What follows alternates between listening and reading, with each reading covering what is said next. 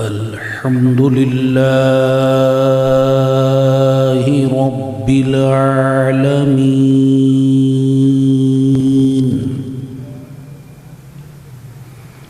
والصلاة والسلام على خاتم النبيين وعلى آله وأصحابه أجمعين.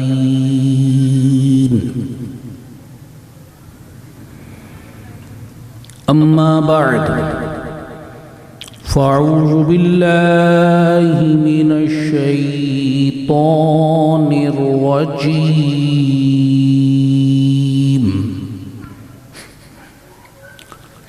بسم الله الرحمن الرحيم.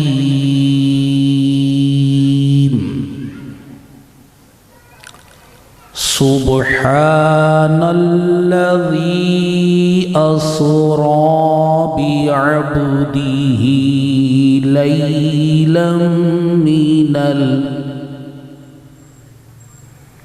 من المسجد الحرام إلى المسجد الأقصى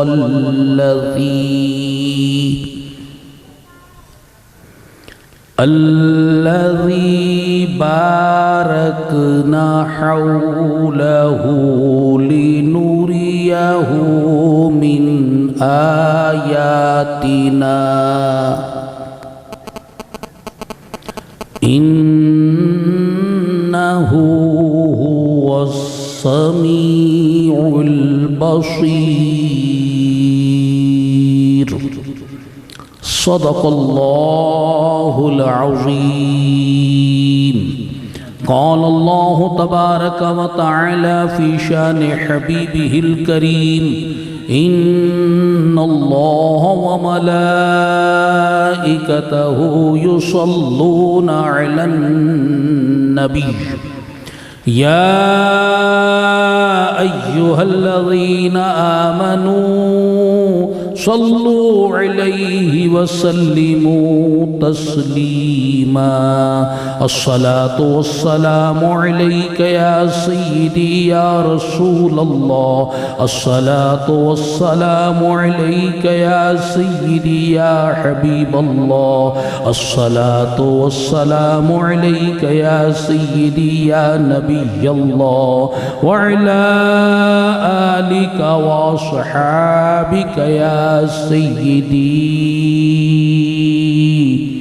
يا نور الله.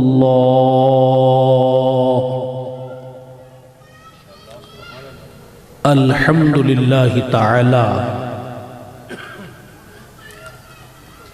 شب معراج کی ان مقدس گھڑیوں میں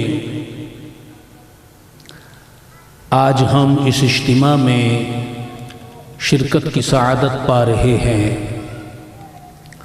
گلی گلی، کوچا کوچا، نگر نگر، شہر شہر، بلکہ دنیا بھر میں سرکار صلی اللہ علیہ وسلم کی شان و عظمت کے چرچے ہو رہے ہیں.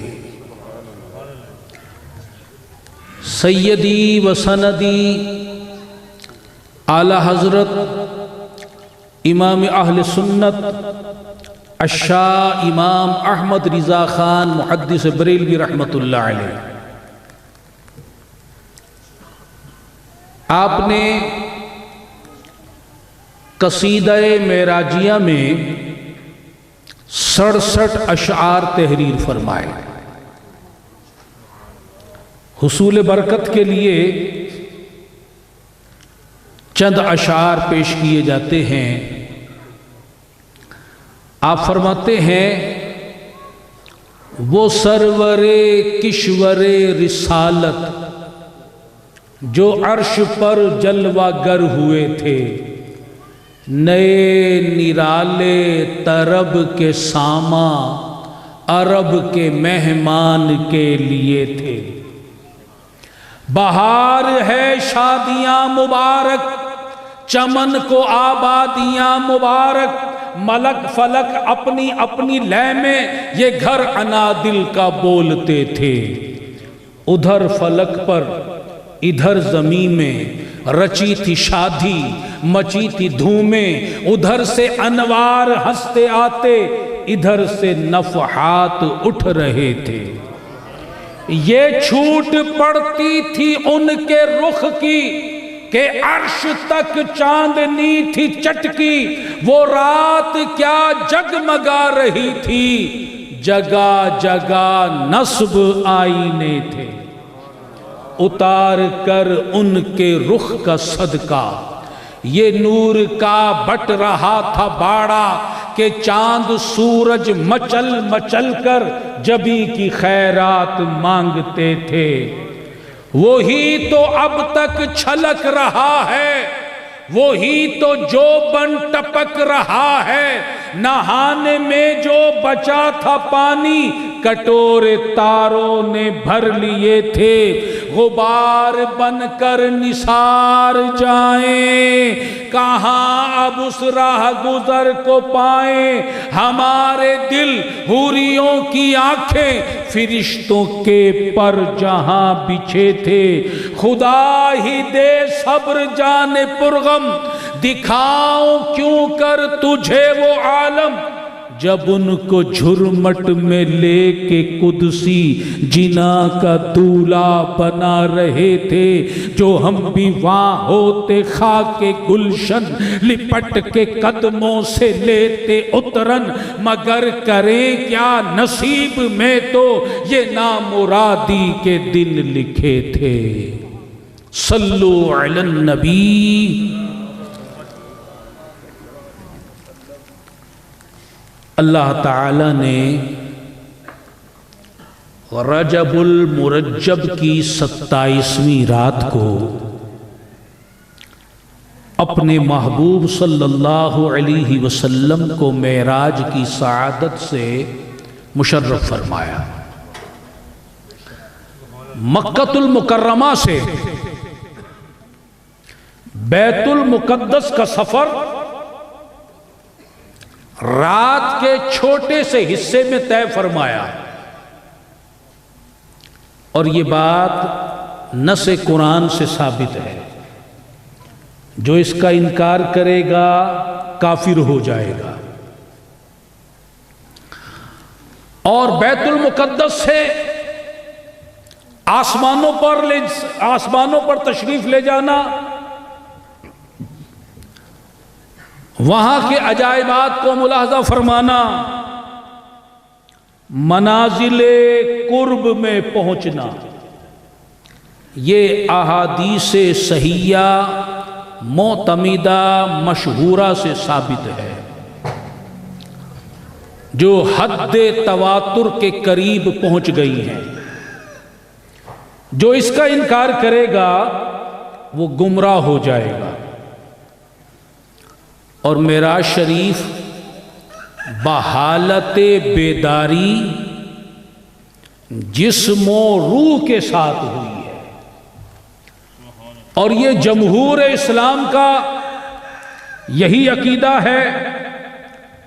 اصحاب رسول صلی اللہ علیہ وسلم کی کثیر جماعتیں، اکابر صحابہ کا یہی اعتقاد ہے، اور قرآن و احادیث سے بھی یہی بات ثابت ہوتی ہے، اور یہی ہم مسلمانوں کا عقیدہ ہے۔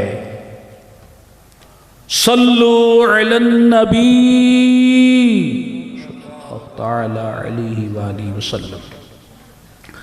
محترم بھائیوں اور بزرگوں، شب معراج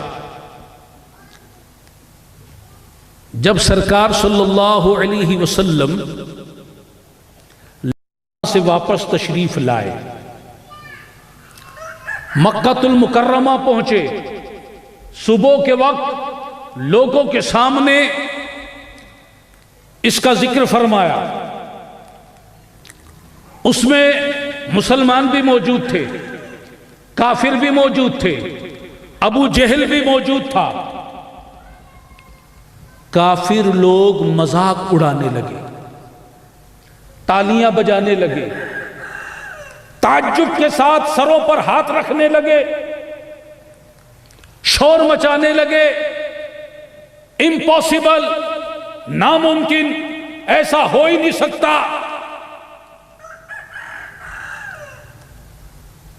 انہوں نے جو بات کا انکار کیا، اس سے بھی پتہ چلتا ہے سرکار صلی اللہ علیہ وسلم نے ان کے سامنے حالت بیداری میں سفر کا ذکر فرمایا تھا۔ خواب کی بات بیان ہوئی ہوتی تو کافروں کے لیے تعجب کی بات کیا تھی؟ خواب میں تو آدمی ایک شہر سے دوسرے شہر، ایک ملک سے دوسرے ملک، زمین کے ایک کنارے سے دوسرے کنارے، ہوا میں، فضا میں، آسمانوں پر چلا جاتا ہے، جنت میں چلا جاتا ہے۔ خواب میں تو ایک جہان سے دوسرے جہان چلا جاتا ہے۔ اگر خواب کا ذکر ہوتا، خواب کو تو کافر بھی تسلیم کیا کرتے تھے، اگر بات خواب کی بیان ہوتی تو وہ تالیاں کیوں بجاتے، مذاق کیوں اڑاتے، انکار کیوں کرتے؟ پتہ چلا خواب کا ذکر نہیں ہوا تھا۔ سرکار صلی اللہ تعالی علیہ وآلہ وسلم نے حالت بیداری میں معراج کا ذکر کیا تو ان کے لیے یہ بات سمجھ میں نہ آئی۔ انہوں نے اپنے اوپر قیاس کیا کہ ہم بھی انسان ہیں، ہم تو اتنے قلیل وقت میں اپنے شہر کو طے نہیں کر سکتے، یہ مسجد حرام سے مسجد اقصی چلے گئے، آسمانوں پر چلے گئے، لامقام میں چلے گئے، جنت بھی دیکھ لی، 18,000 عالم بھی دیکھ لیے۔ اس لیے انہوں نے انکار کر دیا کہ بات جو تھی وہ بیداری کی ہو رہی تھی اور وہ عقل کے گھوڑے دوڑا رہے تھے۔ چنانچہ چند کافر دوڑے دوڑے سیدنا صدیق اکبر رضی اللہ تعالی عنہ کے کاشانے پر حاضر ہوئے، دروازے پر دستک دی، آپ باہر تشریف لائے اور وہ کہنے لگے، اے ابو بکر، تو نے محمد صلی اللہ علیہ وسلم کی ہر بات مانی ہے، آج انہوں نے ایک نئی بات کہہ دی ہے، کیا تم اسے بھی تسلیم کرو گے؟ وہ یہ کہہ رہے ہیں کہ میں راتوں رات بیت المقدس چلا گیا، نبیوں کی امامت کی، آسمانوں کی سیر کی، لامقام میں پہنچ گیا اور راتوں رات واپس بھی آ گیا، کیا تم یہ خلاف عقل بات بھی مانو گے؟ سیدنا صدیق اکبر رضی اللہ تعالی عنہ حضور کو اپنے جیسا نہیں جانتے تھے۔ انہوں نے کہا اگر انہوں نے یہ بات کہی ہے تو میں تسلیم کرتا ہوں، انہوں نے سچ کہا ہے۔ اور یہی کیا،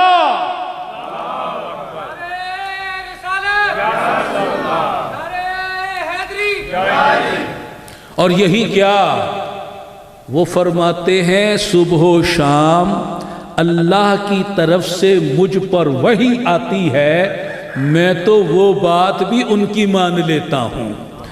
گویا صدیق اکبر نے یہ فرما دیا کہ میرے نبی نے فرمایا اللہ ہے، میں نے مان لیا، ایک ہے، میں نے مان لیا، انہوں نے فرمایا عرش ہے، کرسی ہے، جنت ہے، دوزخ ہیں، فرشتے ہیں، جو وہ کہتے گئے وہ ہم مانتے گئے۔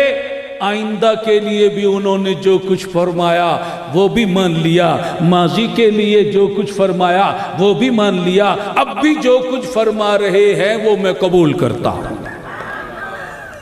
تو اسی واقعے کی تصدیق پر تو صدیق اکبر کا لقب مل گیا۔ اور پھر اللہ تعالی نے ارشاد فرمایا بِعَبْدِهِ،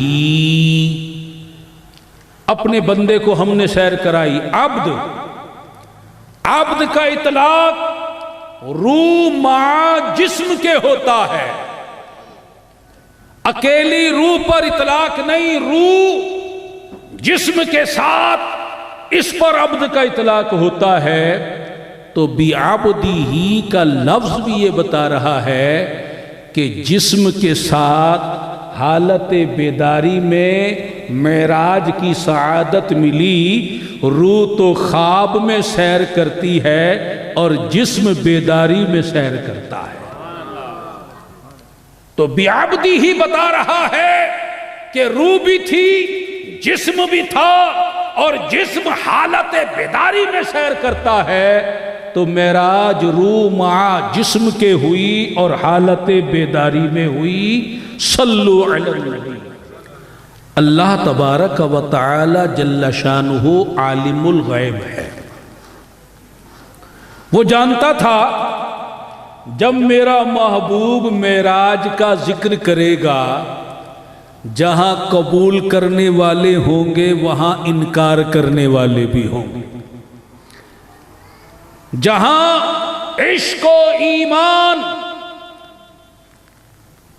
کی کسوٹی پر پرکھ کر اقرار کرنے والے ہوں گے وہاں عقل کی کسوٹی پر پرکھ کر انکار کرنے والے بھی ہوں گے۔ اس لیے اللہ نے اس واقعہ کا جب ذکر فرمایا تو فرمایا سبحان الذی، اے منکرو، میرے نبی کا یہ دعویٰ نہیں کہ میں خود گیا ہوں، بلکہ رب قدیر یہ اعلان فرما رہا ہے کہ میں قادر و قدیر رب اپنے محبوب کو لے کر گیا ہوں۔ جسے میری قدرت میں شک ہو، میری طاقت میں شک ہو، میری ربوبیت میں شک ہو، وہ انکار کرے، گمراہی کے اندھیرے میں بھٹکے، اپنے آپ کو جہنم کے راستے پہ ڈالے۔ اور جو مجھے قادر مانتا ہے، قدیر مانتا ہے، جو مجھے رب مانتا ہے، اسے چاہیے آمنا، وہ ایمان لے آئے، وہ تسلیم سرے تسلیم خم کر لے۔ تو پتہ چلا کہ لے جانے والا کون ہے، پتہ چلا وہ رب رحمان ہے۔ لے جانے والا کون ہے، جانے والا کون ہے، محبوب رحمان، اور انکار کرنے والا ہے مردود شیطان۔ اب جنہوں نے انکار کیا وہ ابو جہل کے پیروکار ہیں، اور جنہوں نے اقرار کیا وہ صدیق اکبر کے پیروکار ہیں۔ ابو جہل کے پیروکاروں میں مرزائیوں کا گرو گھنٹال مرزا قادیانی بھی ہے، معتزلی لوگ، فلسفی لوگ، بد مذہب لوگ واقعہ معراج کا انکار کر دیتے ہیں، اعتراضات وارد کرتے ہیں، اور عموماً 5 اعتراض وارد کرتے ہیں۔ پہلا ان کا اعتراض یہ ہے، انسانی جسم ثقیل ہے، بھاری ہے، وزنی ہے۔ ثقیل جسم کا اوپر اٹھنا، اڑنا، اوپر جانا یہ ممکن نہیں ہے۔ کشش ثقل جو ہے وہ بھاری چیز کو اوپر نہیں جانے دیتی، اپنی جانب کھینچتی ہے۔ کشش ثقل یہ سائنسی نظریہ ہے، سائنسی نظریے کو تو مان لیا اور رب کے اعلان کو ماننے سے انکار کر دیا، یہیں سے ان کی گمراہی کا اندازہ لگا لیجیے۔ دوسرا ان کا اعتراض، زمین و آسمان کے درمیان کرۂ ناری موجود ہے، جسے کوئی جسم طے نہیں کر سکتا، جو جسم اس کرۂ ناری میں پہنچے گا جل کر راکھ ہو جائے گا۔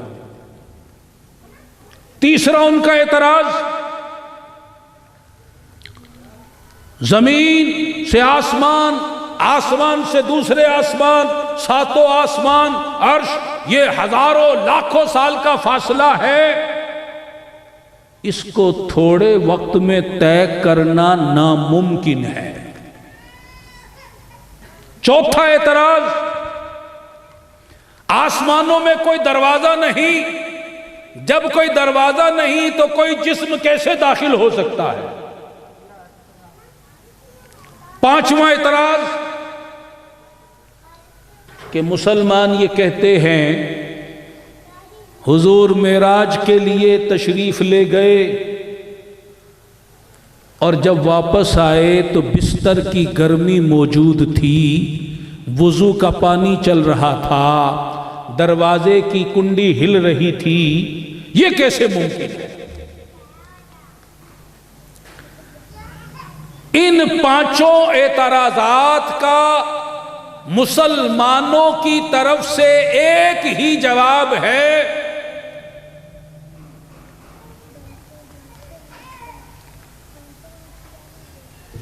کہ لے جانے والے رب قدیر کے لیے کوئی بات ناممکن نہیں ہے۔ جب اللہ فرما رہا ہے کہ میں نے سیر کرائی، میں لے کر گیا ہوں، وہ قدیر بھی ہے، قادر بھی ہے، تم جو اعتراض کر رہے ہو گویا اللہ کی قدرت پر اعتراض کر رہے ہو، اور جو اللہ کی قدرت پر اعتراض کرتا ہے وہ اپنا ٹھکانہ دوزخ میں بناتا ہے۔ چلیے پھر بھی ہم عقلی و نقلی طور پر ان کے اعتراضات کے جواب عرض کیے دیتے ہیں۔ ان کا پہلا اعتراض کہ خاکی ثقیل جسم جو ہے اوپر اٹھنا ممکن نہیں ہے، تو جسم کے ساتھ معراج نہیں ہو سکتی، خواب کا واقعہ تو ہو سکتا ہے، بیداری کا واقعہ نہیں ہو سکتا۔ انہوں نے عقل کے گھوڑے دوڑائے تو انکار کیا۔ اب گزارش یہ ہے، اگر یہ جسم ثقیل ہے، یہ اوپر نہیں جا سکتا، تو ہوا لطیف ہے، وہ نیچے نہیں آ سکتی۔ ہوا لطیف ہے، وہ نیچے نہیں آ سکتی، تو جو اللہ ہوا کو نیچے لایا ہے وہی اللہ ثقیل جسم کو اوپر لے جاتا ہے۔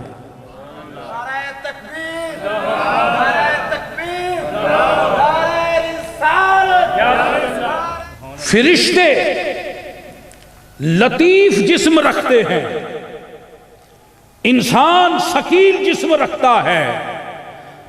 اگر ثقیل جسم اوپر نہیں جا سکتا تو فرشتوں کا لطیف جسم نیچے کیسے آ سکتا ہے؟ تو جو حضور کا اوپر جانے کا انکار کرتے ہیں تو وہ فرشتوں کے نیچے آنے کا اقرار کس ضابطے کے ساتھ کرتے ہیں؟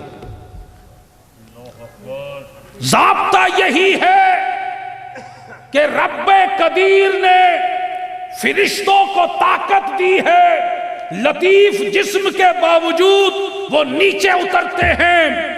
تنزل الملائکۃ والروح، قرآن کہتا ہے شب قدر میں آسمان سے فرشتے اور جبریل زمین پر اترتے ہیں، سارے ہی فرشتے نیچے اترتے ہیں، اور صرف شب قدر ہی نہیں، رات دن اترتے رہتے ہیں۔ تو جب فرشتے لطیف جسم کے ساتھ اللہ کی دی ہوئی طاقت سے زمین پر اترتے ہیں تو اس کا محبوب اسی کی دی ہوئی طاقت سے ثقیل جسم کے ساتھ آپ آسمانوں میں تشریف لے گئے۔ پھر یہ لفظ ثقیل تو میں نے سمجھانے کے لیے کہا، آگے پتہ چلے گا وہ جسم ثقیل ہے یا لطیف ہے۔ دوسری بات یہ کہ یہ بات تو ان کی عقل میں آ جاتی ہے کہ جہاز ہزاروں ٹن وزنی سامان لے کر زمین سے اوپر چلا جاتا ہے. راکٹ ہزاروں ٹن وزنی سامان کے ساتھ خلا میں جا رہا ہے. ان کے دعوے کے مطابق یہی دعویٰ کرتے ہیں چاند پر چلا گیا. اگر تمہارے سائنسی طاقت کے ذریعے، سائنسی انجن کے ذریعے، سائنسی پاور کے ذریعے اگر راکٹ کا ثقیل جسم اوپر جائے اور تمہاری عقل میں آئے تو اللہ کی قدرت سے اس کا محبوب اوپر جائے اور تمہاری عقل میں نہ آئے تو تمہیں اپنی عقل پر ماتم کرنا چاہیے، اس لیے کہ مخلوق کی قوت کو تو قبول کر رہے ہو اور خالق کی طاقت کا انکار کر رہے ہو. اسی نے تو کہا ہے سبحان الذی اسرا. اور پھر قرآن کہتا ہے وَرَفَعْنَاهُ مَكَانًا عَلِيًّا کہ ہم نے اپنے نبی ادریس کو علیہ السلام بلند مقام یعنی جنت کی طرف اٹھا لیا. حالت بیداری میں جسم کے ساتھ ازرو قرآن حضرت ادریس علیہ السلام زمین سے جنت میں گئے. جنت ساتوں آسمانوں سے اوپر ہے. جب ادریس علیہ السلام جسم کے ساتھ حالت بیداری میں زمین سے ساتوں آسمانوں سے اوپر جا سکتے ہیں تو رسول اللہ تو ادریس علیہ السلام کے بھی نبی ہیں. تو نبیوں کا نبی اگر آسمانوں سے اوپر تشریف لے جائے تو اس میں انکار کی کیا بات ہے. اور پھر اللہ تعالیٰ فرماتا ہے بل رفعہ اللہ الیہ. یہ جو کہتے ہیں کہ عیسیٰ علیہ السلام کو ہم نے شہید کیا، یہ جھوٹ بولتے ہیں، بلکہ اللہ نے انہیں اپنی طرف اٹھا لیا، آسمانوں کی طرف اٹھا لیا. حضرت عیسیٰ علیہ السلام زندہ سلامت حالت بیداری میں اس جسم کے ساتھ آسمانوں پر اٹھائے گئے اور قرب قیامت زمین پر اسی جسم کے ساتھ واپس تشریف لائیں گے. تو جب عیسیٰ علیہ السلام جسم کے ساتھ بیداری کے عالم میں آسمانوں پر جا سکتے ہیں اور واپس زمین پر آئیں گے تو پھر ان کے بھی سردار، رسولوں کے سردار، نبیوں کے سردار صلی اللہ علیہ وسلم کو اللہ تبارک و تعالی حالت بیداری میں جسم کے ساتھ آسمانوں پر لے جائے تو اس میں انکار کی کیا بات ہے. اب ایک نقطہ بیان کیا جاتا، ذرا توجہ فرمائیں. فقہی قانون آپ کے بھی علم میں ہوگا کہ جب دو چیزیں اس طرح جمع ہو جائیں کہ ان میں ایک غالب ہو ایک مغلوب ہو، ایک کی مقدار کم ہو ایک کی مقدار زیادہ ہو، تو فقہی لحاظ سے حکم جو ہے وہ غالب چیز کا لگتا ہے. زیادہ مقدار والی چیز کا لگتا ہے. اس کی دو مثالیں آپ کے سامنے بیان کرتا ہوں. ایک مسئلہ کہ اگر کسی عورت کا دودھ کوئی بچہ پیے اور اس دودھ میں پانی ملا دیا جائے تو اس دودھ سے رضاعت ثابت ہوگی یا نہیں، وہ اس کی رضائی ماں کہلائے گی یا نہیں. تو فقہ کا مسئلہ یہ ہے کہ اگر پانی کی مقدار زیادہ ہے تو رضاعت ثابت نہیں ہوگی، دودھ کا حکم نہیں لگے گا، اور اگر پانی کی مقدار کم ہے، دودھ کی مقدار زیادہ ہے، رضاعت ثابت ہو جائے گی، دودھ کا حکم لگے گا، تو پتہ چلا کہ جو چیز غالب ہو حکم اس کا لگتا ہے۔ اور دوسری مثال، ایک باوضو شخص ہے، اس کے منہ میں خون نکل آیا، اب اس کا وضو ٹوٹا ہے یا نہیں؟ شریعت کیا کہتی ہے؟ علماء بیان کرتے ہیں اگر خون غالب ہے تھوک پر تو وضو ٹوٹ جائے گا، اور اگر تھوک غالب ہے خون پر تو وضو نہیں ٹوٹے گا۔ وہ تھوکے، اگر اس کے خون تھوک میں سرخی غالب ہے، خون غالب ہے تو وضو ٹوٹ گیا، اور اگر سرخی نہیں ہے، زردی ہے، سفیدی ہے، تھوک غالب ہے تو وضو نہیں ٹوٹا، حالانکہ خون موجود ہے، حکم خون کا نہیں لگ رہا۔ جیسے رضاعت میں پانی، دودھ موجود ہے، پانی زیادہ ہے، دودھ موجود ہے، حکم نہیں دودھ کا لگ رہا۔ جو چیز غالب ہو حکم اسی کا لگتا ہے۔ اب جب آپ نے اس مسئلے کو سمجھ لیا تو اب ذرا اور سمجھیے، انسان کا جسم دو چیزوں کا مرکب ہے۔ انسان ایک جسم کا اور ایک روح کا، انسان دو چیزوں کا مجموعہ ہے، ایک جسم کا ایک روح کا۔ جسم کے اپنے کمال ہیں، روح کے اپنے کمال ہیں۔ جس کے جسمانی کمالات غالب ہوں اس کے روحانی کمالات دب جاتے ہیں، جسمانی کمالات کا ظہور ہوتا ہے، اور جس کے روحانی کمالات غالب آ جائیں اس کے جسم پر جسمانی کمال دب جاتا ہے، روحانی کمالات غالب آ جاتے ہیں۔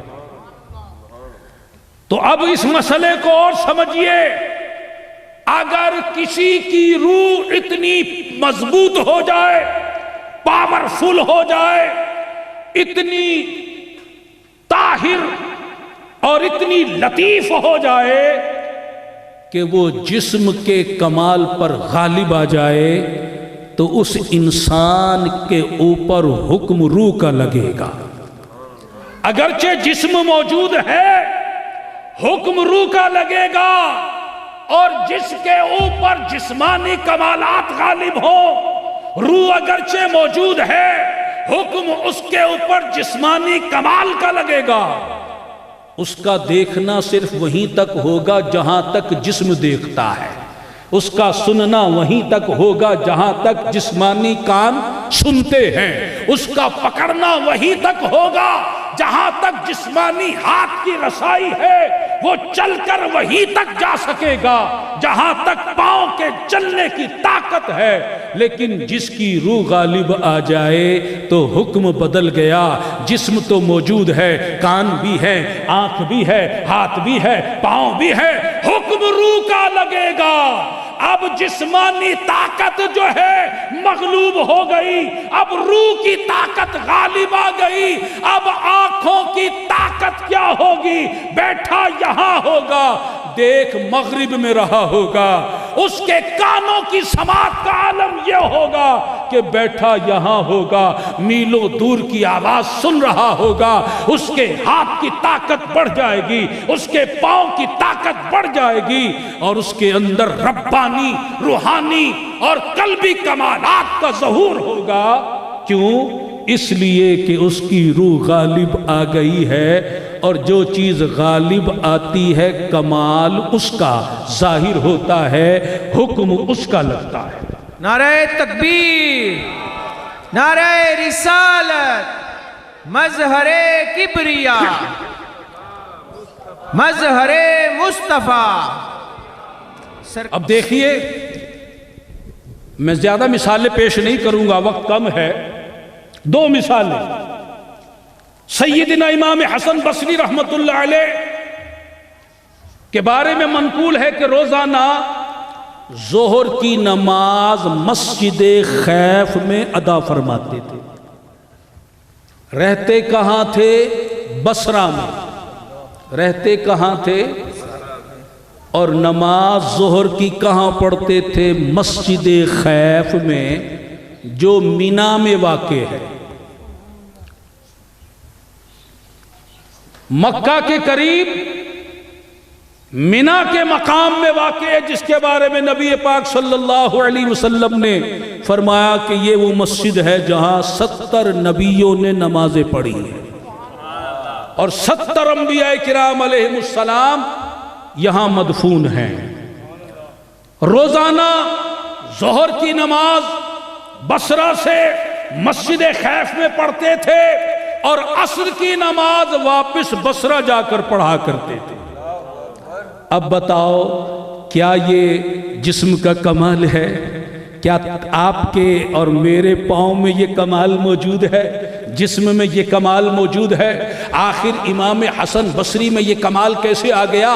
اس لیے کہ ان کے روحانی کمالات غالب آ گئے ان کے جسم پر۔ جسم تو موجود تھا مگر کام روح کا کرتا تھا۔ دوسری مثال، سیدنا شیخ عبدالعزیز دباغ رحمت اللہ علیہ، بہت بلند مقام ولیوں میں، ایک مرتبہ اپنے دروازے پر کھڑے ہیں، چوکھٹ سے قدم باہر نکالتے ہیں، پھر اندر رکھ لیتے ہیں، پھر باہر نکالتے ہیں، پھر اندر رکھ لیتے ہیں۔ لوگوں نے عرض کی حضور باہر تشریف کیوں نہیں لا رہے؟ فرمانے لگے میں نے سنا تھا کہ ساری زمین جو ہے اللہ کے ولی کے 2 قدم کے برابر ہے، میں 1 قدم اٹھاتا ہوں زمین سے باہر چلا جاتا ہے۔ یہ کوئی جسم کا کمال ہے؟ نہیں نہیں، ان کے جسم پر ان کی روحانیت غالب آ چکی ہے۔ جسم تو موجود ہے مگر کام روح کر رہی ہے، روحانی کمالات کا ظہور ہو رہا ہے۔ اب جب آپ نے یہ بات سمجھ لی تو اب نبیوں کے بارے میں اسلامی عقیدہ بھی سن لیجئے۔ میرے آقا امام اہل سنت اعلی حضرت محدث بریلوی رحمت اللہ علیہ نبیوں کے بارے میں اسلامی عقیدہ اشعار کی صورت میں بیان کرتے ہیں۔ فرماتے ہیں روح تو سب کی ہے زندہ ان کا۔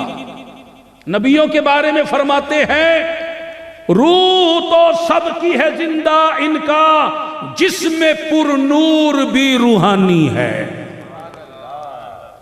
تیری اور میری تو روح لطیف ہے، نبیوں کا جسم لطیف ہے۔ اوروں کی روح کتنی ہی لطیف، اوروں کی روح ہو کتنی ہی لطیف، ان کے اجسام کی کب ثانی ہے، بلکہ ان کے اجسام ہماری ارواح سے بھی کہیں زیادہ لطیف ہے۔ پاؤں جس خاک پر رکھ دے وہ بھی روح ہے، پاک ہے، نورانی ہے۔ ان کے جسم کا تو یہ کمال ہے کہ اگر مردہ شے پر اپنا قدم رکھ دے وہ زندہ ہو جائے، اس میں روح داخل ہو جائے۔ پاؤں جس خاک پر رکھ دے وہ بھی روح ہے، پاک ہے، نورانی ہے۔ یہ نبیوں کے بارے میں جب ہمارا عقیدہ ٹھہرا کہ ان کا جسم مبارک جو ہے وہ عام بندوں کی ارواح سے بھی بہت زیادہ لطیف ہے، تو پھر ان کے جسم سے روحانی نورانی کمالات کا صدور ہو، اس میں انکار کی کیا بات ہے؟ جب نبیوں کی یہ شان ہے تو نبیوں کے نبی کی شان کا عالم کیا ہوگا؟ محبوب پروردگار کی عظمت و شان کا عالم کیا ہوگا؟ ان کے جسم لطیف کی لطافت، جسم نورانی کی نورانیت، جسم روحانی کی روحانیت کا عالم کیا ہوگا؟ تو جب ان کا جسم روح سے زیادہ لطیف ٹھہرا، تم اتنی بات تو مانتے ہو کہ روح خواب میں عالم میں سیر کرتی ہے، ایک عالم سے دوسرے عالم میں جاتی ہے، کیونکہ روح لطیف ہے، اور رسول اللہ کا تو جسم روح سے زیادہ لطیف ہے، تو ان کا جسم بھی ایک عالم سے دوسرے عالم جاتا ہے، اور اس کا ظہور اللہ نے شب معراج دکھا دیا۔ اللہ اکبر، یا رسول اللہ،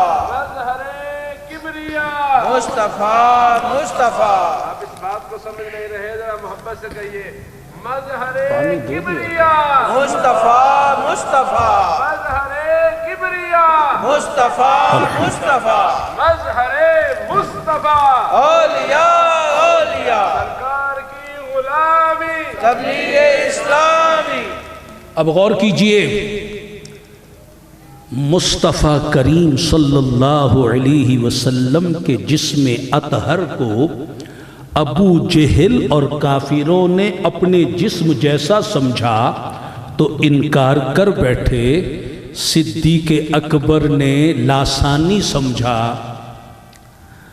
بے مثالی سمجھا، اقرار کیا، اس لیے کہ وہ جانتے تھے یہ آنکھیں بظاہر دیکھنے میں جسمانی نظر آ رہی ہیں، مگر ان کی لطافت کا عالم یہ ہے کہ یہ بیٹھی یہاں، یہ بیٹھے زمین پر ہوتے ہیں، آنکھیں عرش کو دیکھ رہی ہوتی ہیں، ان کے کان بظاہر جسمانی دکھائی جو دے رہے ہیں، ان کا کمال جو روحانی ہے اس کا عالم یہ ہے کہ بیٹھے زمین پر ہوتے ہیں، اور قلم جو لوح پر لکھ رہا ہوتا ہے اس قلم کی آواز کو سن رہے ہوتے ہیں۔ ان کے ہاتھوں کو اپنے ہاتھوں جیسا نہ سمجھو، حالت نماز میں ہاتھ بڑھایا تو جنت میں جا پہنچا، فرمانے لگے اگر میں چاہتا جنت کا گوشہ، درخت کا گوشہ توڑ کر لے آتا، تم کھاتے، قیامت تک ختم نہ ہوتا۔ جن کے ہاتھ کی طاقت کا یہ عالم ہے۔ اب یہ بتاؤ، جس نبی کے جسم کی طاقت کا یہ عالم ہے، ان کی روح کا مقام کیا ہوگا؟ ان کی روح کی لطافت کا مقام کیا ہوگا؟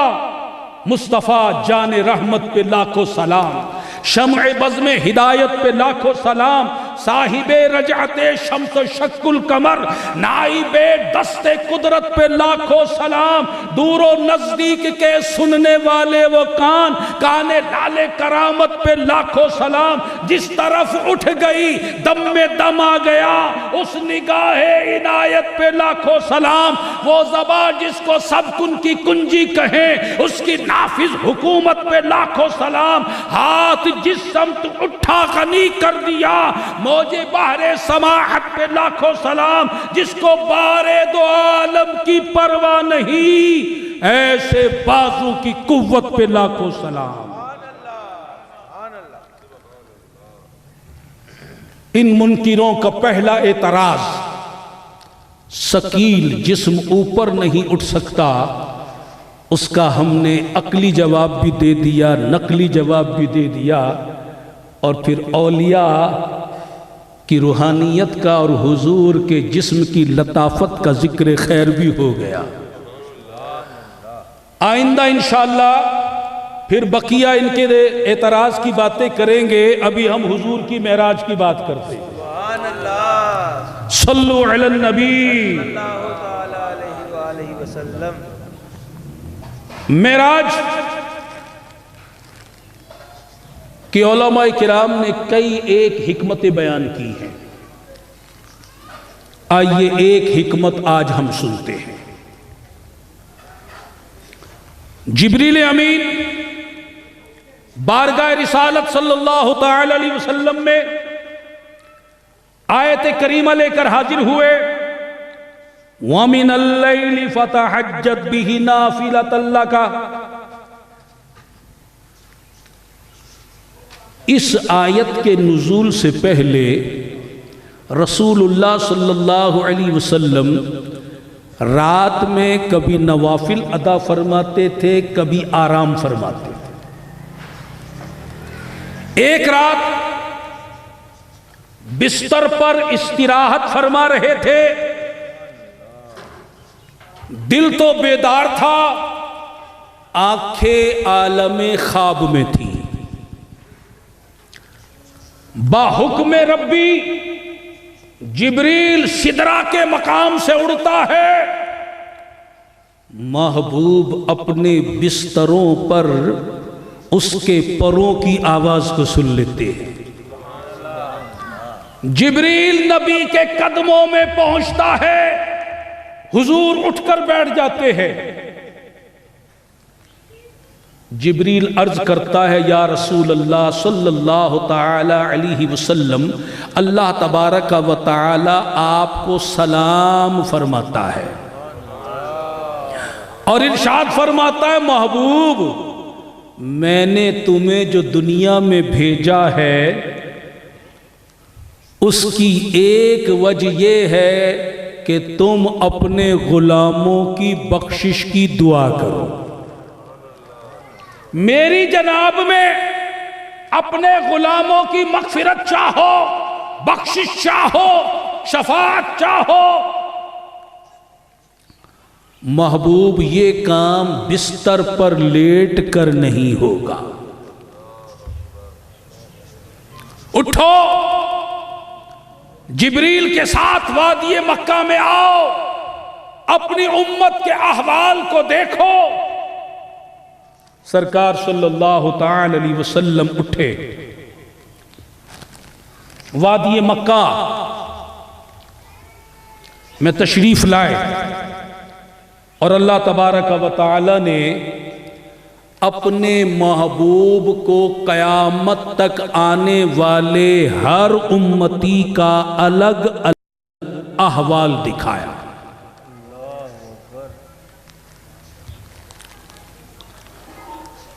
امت کے گناہ دکھائے گئے، ان کے سیاکاریاں، بدکاریاں، بداتواریاں، بے حیائیاں، محبوب کو سب کچھ دکھا دیا گیا۔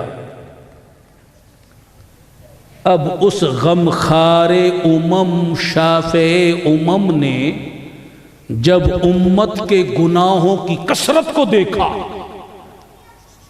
بدکاریوں، بے حیائیوں اور سیاکاریوں کو ملاحظہ فرمایا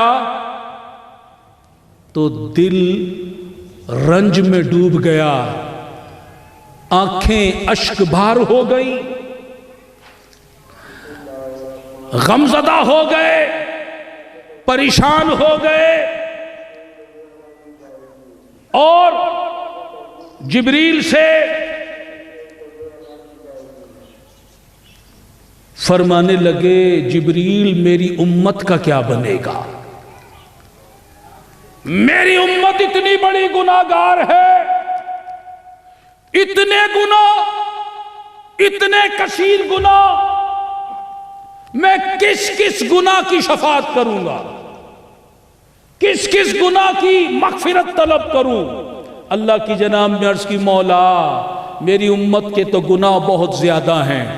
اللہ نے اپنے محبوب کے رنجیدہ دل کو جب دیکھا تو جبریل نے عرض کی، وَمِنَ اللَّيْلِ فَتَهَجَّتْ بِهِ نَافِلَةً لَكَ عَسَىٰ أَن يَبْعَثَكَ رَبُّكَ مَقَامًا مَحْمُودًا۔ محبوب رات کے کچھ حصہ تہجد کرو، یہ خاص تمہارے لیے زیادہ ہے، قریب ہے کہ تمہیں تمہارا رب مقام محمود پر کھڑا کرے گا، ایسی جگہ جہاں سارے تمہاری حمد کریں گے۔ مقام محمود، مقام شفاعت، جہاں رسول اللہ صلی اللہ تعالی علیہ وسلم ساری امت کی بخشش اور شفاعت فرمائیں گے۔ اب غور کیجئے، رسول اللہ صلی اللہ علیہ وسلم نے امت کے گناہوں کو دیکھا ہے۔ وہ آقا جو پیدا ہوتے ہی امت کی فکر فرما رہے تھے، جب ان کے سامنے امت کے سارے احوال کھول دیے گئے، اب دل بھی پریشان ہے، ذہن بھی پریشان ہے، آنکھیں بھی اشک بار ہے، اللہ تبارک و تعالی نے فرمایا کہ محبوب فکر نہ کرو، ہم نے تمہاری امت کی بخشش جو ہے اس کو تمہاری شب بیداری سے جوڑ دیا ہے۔ محبوب اگر تم تہائی رات ہماری عبادت کے لیے جاگو گے، تہائی امت کو بخش دیں گے۔ آدھی رات جاگو گے، آدھی امت بخش دیں گے۔ 2/3 رات جاگو گے، 2/3 امت بخش دیں گے۔ اگر ساری رات جاگو گے تو ساری امت کو بخش دیں گے۔ جب حضور کو بتایا گیا کہ اب امت کی اگر بخشش چاہتے ہو تو رات کو اللہ کی عبادت کے لیے بیدار رہو، محبوب کو پتہ چلا کہ ساری رات جاگوں گا تو ساری امت بخشی جائے گی، بستر کو لپیٹ کر رکھ دیا۔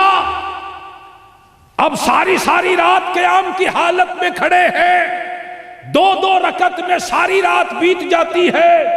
کبھی حالت قیام میں ہے، کبھی حالت رکوع میں ہے، کبھی حالت قوما میں ہے، کبھی حالت سجدہ میں ہے، کبھی حالت جلسہ میں ہے، کبھی حالت تشہد میں ہے، کبھی دعا کر رہے ہیں، گریہ کر رہے ہیں، اللہ کی بارگاہ میں امت کی بخشش کا سوال کر رہے ہیں۔ سویا کیے نابکار بندے، رویا کیے زار زار آقا، اس قدر طویل قیام فرماتے کہ پاؤں پر ورم آ جاتا،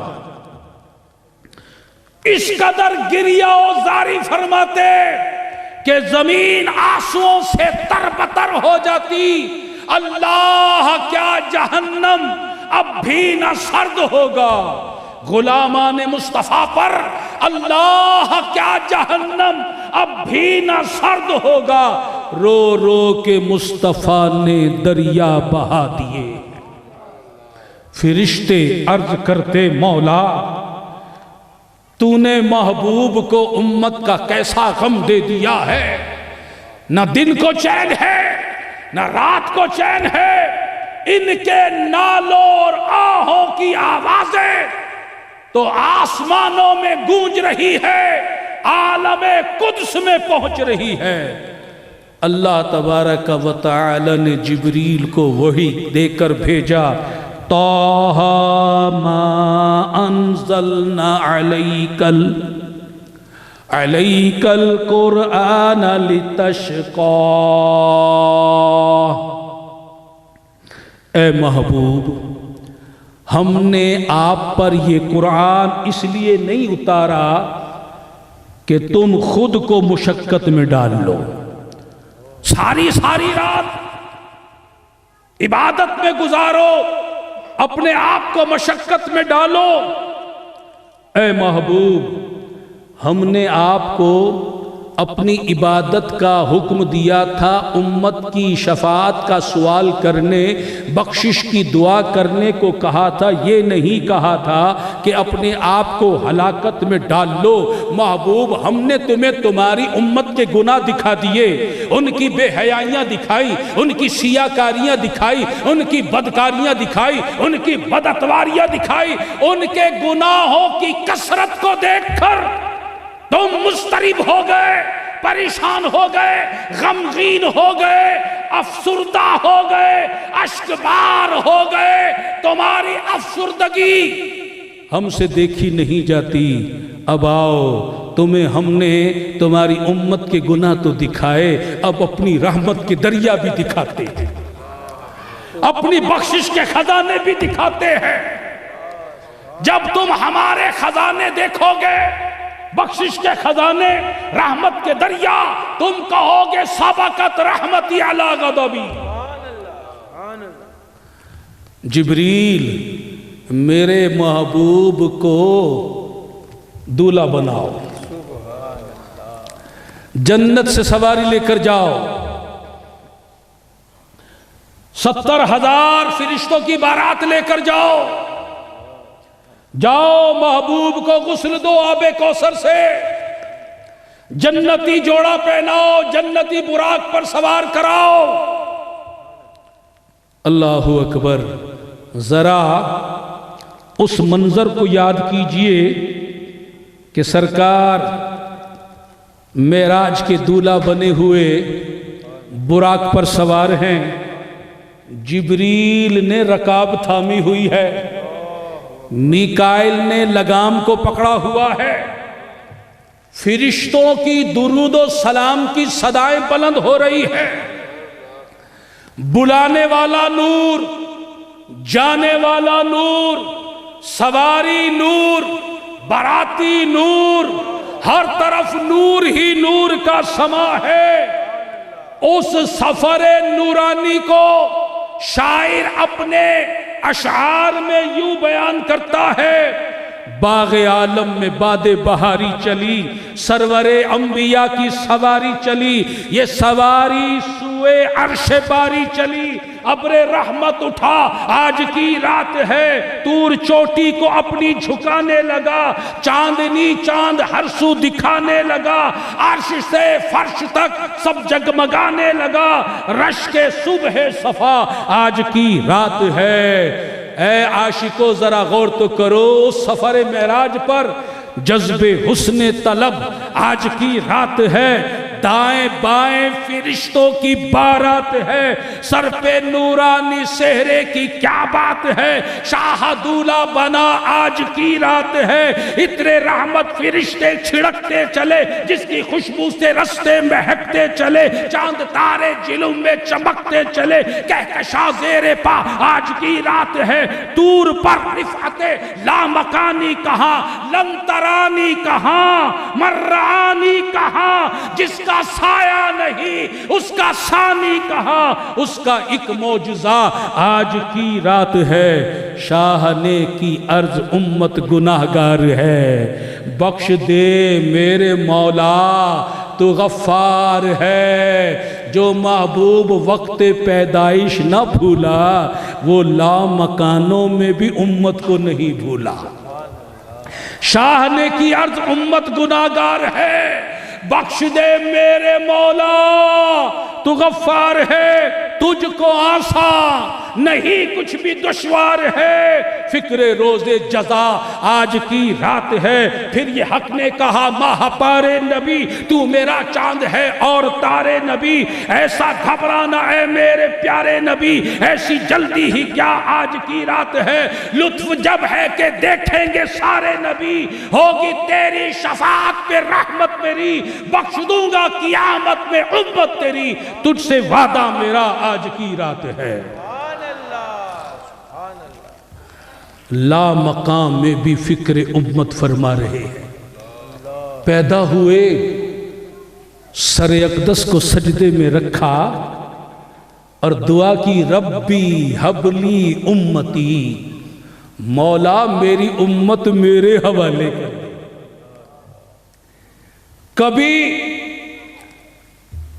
جنت البقیع میں جا کر دعائیں کر رہے ہیں، کبھی حجرہ عائشہ میں دعائیں کر رہے ہیں، کبھی مسجد نبوی میں دعائیں کر رہے ہیں، کبھی غاروں میں جا کر دعائیں کر رہے ہیں، یہاں تک کہ جب وصال ہوا حضرت عباس رضی اللہ تعالی عنہ کے صاحبزادے فرماتے ہیں میں وہ شخص ہوں کہ جنہوں نے آپ کے جسم اطہر کو لحد میں اتارا، میں آخری شخص تھا باہر آنے والا، میں نے دیکھا لبہائے مصطفیٰ ہل رہے ہیں، مجھے تجسس ہوا، میں نے اپنے کانوں کو مصطفیٰ کریم کے لبوں سے لگایا تو وہ آواز آ رہی تھی مولا میری امت کو بخش دے، میری امت کو بخش دے، میری امت کو بخش دے، میری امت کو بخش دے۔ اور آج بھی از روئے حدیث آج بھی اپنے مزار اقصی میں امت کی بخشش کی دعا کر رہے ہیں، اور کل قیامت میں بھی امت ہی کی بخشش کی دعا فرمائیں گے۔ لوگ نفسی نفسی کہہ رہے ہوں گے، اور یہ ہمارے آقا امتی امتی امتی کہہ رہے ہوں گے۔ کبھی حوض کوثر پر کھڑے ہو کر غلاموں کی پیاس بجھا رہے ہوں گے، اور اسی وقت میزان عمل پر یہ نہیں کہ کسی جگہ غیر حاضر ہوں۔ اللہ اکبر! اگر حوض کوثر پر سیراب کر رہے ہیں، اسی وقت ان غلاموں کی جو میزان پر آئے کھڑے ہیں مشکل کشائی فرما رہے ہیں، اور وہ جو پل صراط سے گزر رہے ہیں ان کے لیے سر کو سجدے میں رکھے ہوئے رب سلم رب سلم رب سلم، مولا میری یہ امت سلامتی کے ساتھ گزر جائے۔ اب بتائیے، جو محبوب اتنی محبت کرتا ہو، جو اپنے رات کے آرام کو بھی چھوڑ دے، دن کے چین کو بھی چھوڑ دے، امت سے اتنا پیار کرے، ان کے لیے پاکیزہ آنسو بہائے، زمین تر بتر ہو جائے، دل رنجیدہ ہو، غم زدہ رہتے ہو، ہاتھ دعاؤں کے لیے اٹھے رہتے ہو، کسی لمحے امت کو نہ بھولے ہوں، اب بتائیے اس محبوب کو بھولنا کیا یہ وفا کہلائے گا؟ ایسے محبوب کے قدموں پر جانوں کے نذرانے پیش کر دیے جائے تب بھی کم ہے۔ یہی تو وجہ ہے صحابہ نے محبوب کی رضا کی خاطر اپنے سروں کو کٹوا لیا، اپنا سب کچھ لٹا دیا، کیونکہ وہ جانتے تھے کہ ایسے مشفق، ایسے کریم، ایسے آقا جو ہے نہ کسی کو ملا ہے نہ کسی کو ملے گا۔ وہ محبوب کے اوپر اپنا تن من دھن سب قربان کیا کرتے تھے۔ آج ہمیں کیا ہو گیا کہ محبوب تو وہ بھی ہمارے ہیں، رسول تو وہ بھی ہمارے ہیں، نبی تو وہ بھی ہمارے ہے، لیکن آج وہ وفا نظر نہیں آ رہی، وہ اطاعت نظر نہیں آ رہی، وہ محبت نظر نہیں آ رہی، وہ عشق نظر نہیں آ رہا۔ کلمہ تو نبی کا پڑھ رہے ہیں مگر پیچھے دشمنان نبی کے چل رہے ہیں، طریقہ یہود و نصارہ کا اپنا رہے ہیں، فیشن عیسائیوں کے اپنا رہے ہیں، رسم رواج ہندوؤں کی اپنا رہے ہیں، چہرہ مہرہ لباس اور دیگر معاملات سارے کے سارے اغیار کے اپنا رہے ہیں۔ یہ کیا معاملہ ہو گیا؟ کلمہ مصطفیٰ کا پڑھیں، محبت کا دم ان کے ساتھ بھرے، نعرے ان کے لگائیں اور طریقہ غیروں کا اپنائیں۔ یہ کیسی منافقت ہے، یہ کیسی دو رنگی چال ہے۔ اگر یہی منافقت رہے گی ایمان کامل نہیں ہوگا، ایمان مضبوط نہیں ہوگا۔ اے میرے محترم بھائیوں اور بزرگوں، یہ واقعہ معراج جہاں حضور کی عظمت کا منہ بولتا ثبوت ہے، وہاں حضور کی امت سے محبت کو بھی ظاہر کر رہا ہے اور ہم سے تقاضا کر رہا ہے کہ جو دیکھو تو صحیح تمہارا آقا تم سے کتنی محبت کرتا ہے، تم جواب میں ان سے کتنی محبت کر رہے ہو، ان کی کتنی اطاعت کر رہے ہو۔ آج اگر تم پر کوئی چند لاکھ روپے کا احسان کرے، تم اس کے گن گاتے ہو، اس کے کہنے پر حرام کام تک کر جاتے ہو۔ اور جو مصطفیٰ کریم جن کی محبت کو پیسوں میں نہیں تولا جا سکتا، امت سے جو انہیں پیار ہے دنیا کی نعمتوں میں تولا نہیں جا سکتا۔ اللہ اکبر! آج ان کی ایک بات ماننے میں بھی تساہل سے کام لیتے ہو۔ بڑی باتیں ہیں، ایک بات عرض کر دیتا ہوں۔ وہ میرے آقا صلی اللہ علیہ وسلم ارشاد فرماتے ہیں، جُعِلَتْ قُرَّةُ عَيْنِ فِي الصَّلَاةِ، میری آنکھوں کی ٹھنڈک نماز میں رکھی گئی ہے۔ جو آقا اتنا مہربان ہو، اس کے بارے میں پتہ چلا کہ اس کو نماز سے محبت ہے، نماز سے پیار ہے، جو نماز پڑھتا ہے ان سے خوش ہو جاتے ہیں، پھر تو امتی کے لیے ایک راستہ مل گیا محبوب کو راضی کرنے کا، ان کی خوشنودی حاصل کرنے کا۔ پھر تو ہر امتی کو چاہیے تھا کہ دوڑ دوڑ کر نماز ادا کرے، خشوع و خضوع کے ساتھ نماز ادا کرے، مسجدیں بھر جاتی۔ پہلے ایسے ہی ہوا کرتا تھا، لیکن بعد زمانہ ہوتا گیا، محبت میں کمی آتی گئی، وفا میں کمی آتی گئی، غفلت بڑھتی گئی، دنیا کی محبت بڑھتی گئی، آخرت کی یاد مٹتی چلی گئی، اور اب یہ عالم ہو گیا ہے مسجد میں اذان تو ہوتی ہے مگر لوگوں کے کانوں پر جوں نہیں رینگتی، نماز کے لیے مصلی کی طرف، مسجد کی طرف نہیں جاتے۔ آج مسلمان کروڑوں کی تعداد میں موجود ہے، گلی گلی مسجد تو موجود ہے مگر نمازی موجود نہیں ہے، جبکہ شب معراج ہی میں ہمارے پیارے آقا صلی اللہ علیہ وسلم نے ملاحظہ فرمایا کہ وہاں ایک منظر دیکھا کہ ایک شخص کے سر پر چٹان نما پتھر مارا جا رہا ہے، سر ٹکڑے ٹکڑے ہو گیا، پھوٹ گیا، ٹکڑے ٹکڑے ہو گیا، پتھر لڑک کر دور جا گرا، پتھر مارنے والا پتھر لینے گیا، اسی اثنا میں سر کو دوبارہ صحیح کر دیا گیا، پھر آنے کے بعد اس نے مارا، پتھر چکنا چور ہو گیا، سر چکنا چور ہو گیا، پتھر دور جا گرا، پتھر مارنے والا شخص پتھر لینے گیا، بار بار اس کے سر کو پھوڑا جا رہا تھا۔ جب پوچھا گیا تو جبریل نے عرض کیا یہ وہ شخص ہے جس کا سر نماز پڑھنے سے غافل تھا، نماز کو بوجھ سمجھا کرتا تھا، نماز کو ضائع کیا کرتا تھا، نماز پڑھنا نہ پڑھنا جس کے لیے برابر تھا، جسے نماز کی کوئی فکر نہیں تھی، نماز کا کوئی شوق نہیں تھا، نماز کو کوئی اہمیت نہیں دیتا تھا، آج اس کے غافل سر کو پھوڑا جا رہا ہے۔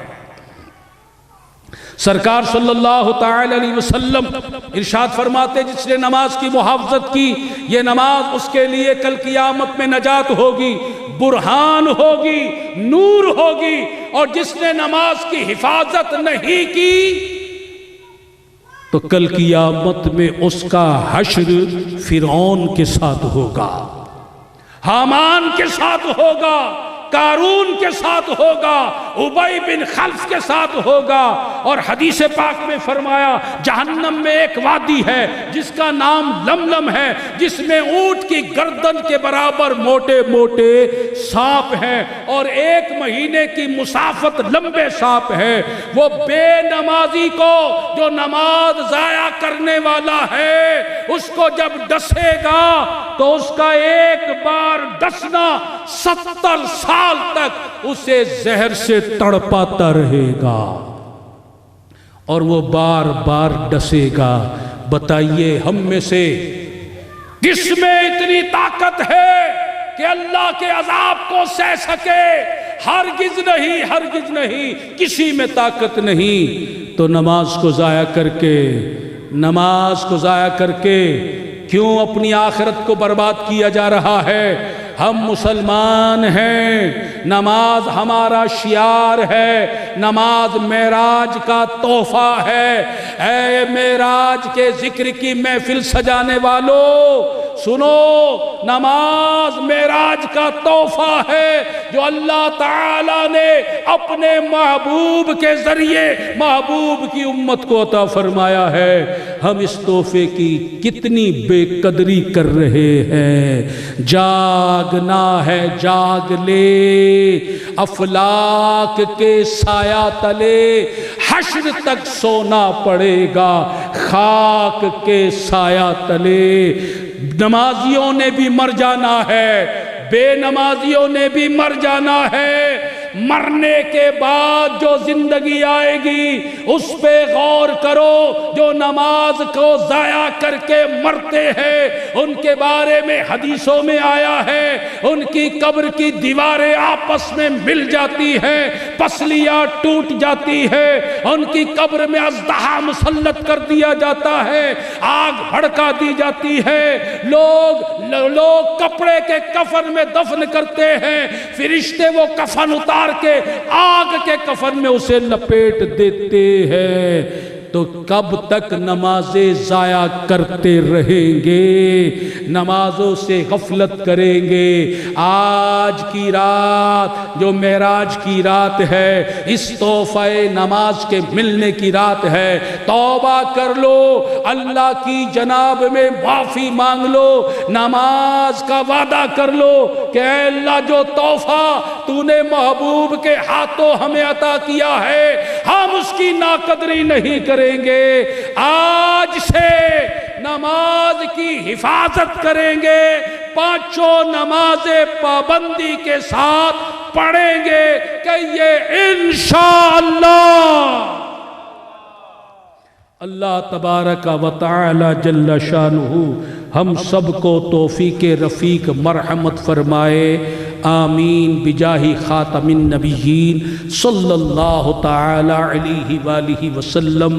تبلیغ دین کی عالمی تنظیم تبلیغ اسلامی کا یہی مقصد ہے کہ ہم اللہ و رسول کی اطاعت و فرما برداری کریں، شریعت مطہرہ پر چلیں، نمازوں کی پابندی کریں۔ تبلیغ اسلامی کا نصب العین ہے ہم سب دین کی فکر کرنے والے، دین پر عمل کرنے والے اور دین اسلام کی تبلیغ کرنے والے، اللہ تعالیٰ کے پسندیدہ بندے اور نبی پاک صلی اللہ علیہ وسلم کے سچے غلام بن جائیں۔ تو آئیے تبلیغ اسلامی کے دینی ماحول سے وابستہ ہو جائیے، انشاءاللہ اس ماحول کی برکت سے ہمیں صحبت صالح ملے گی، اور صحبت صالح ترا صالح کند، اچھی صحبت جو ہے وہ آدمی کو اچھا بنا دیتی ہے۔ اگر ہم چاہتے ہیں کہ ہم نمازی بنیں، ہم چاہتے ہیں شریعت مطہرہ پر چلیں، ہم چاہتے ہیں اللہ اور رسول کی اطاعت و فرما برداری کریں، تو اس کے لیے ہمیں ایک دینی ماحول کی ضرورت ہے، نیک صحبت کی ضرورت ہے۔ الحمدللہ تعالی تبلیغ اسلامی ہمیں وہ نیک ماحول فراہم کر رہی ہے، قدم بڑھائیے اور آج ہی سے تبلیغ اسلامی کے ماحول سے وابستہ ہو جائیے، اپنے بچوں کو اس سے وابستہ کیجئے، دوستوں کو اس سے وابستہ کیجئے، انشاءاللہ تعالی اس ماحول کی برکت سے نمازوں کی پابندی بھی مل جائے گی، اللہ اور رسول کی فرما برداری بھی مل جائے گی، آخرت کی غفلت بھی اڑ جائے گی۔ اللہ تعالی ہم سب کو تبلیغ اسلامی والا بنائے اور اس کے ماحول میں شامل ہو کر ہم سب کو دین کی فکر کرنے والا، دین پر عمل کرنے والا اور دین اسلام کی تبلیغ کرنے والا، اپنا پسندیدہ بندہ اور نبی پاک صلی اللہ علیہ وسلم کا سچا غلام بنائے، آمین بجاہ خاتم النبیین صلی اللہ علیہ وسلم، وما علینا الا البلاغ۔